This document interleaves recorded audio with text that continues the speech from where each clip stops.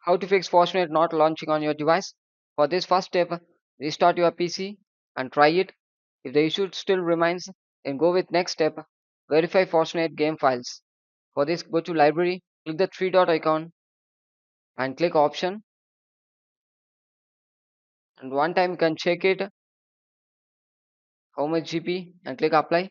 Again one time click three dot icon, click manage, click verify file in the fast settings, click verify and wait for a couple of seconds. It will actually verify the files in the Fortnite. If there is any issue to rectify it, so be patient. Once complete after, it will throw up launch, and after we move on with next step. Yes, it's successfully completed. Again click the three dot icon and click manage and click installation folder, click Fortnite game, click binary folder and click Win64 folder and click EC anti-cheat folder, and you need to double click the EC anti-cheat setup. It should run like this. If it's running like this means there is no issue. Two to three times you can do and close it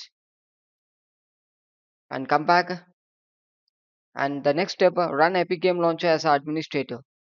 For this, right click the Epic Game Launcher, go to properties, click compatibility, and make sure the run the program as administrator should be in enable mode. Click apply and OK. And come to next step, clearing Epic Game Launcher caches. For this, search for run and type the following text, percentage local app data percentage, and click enter.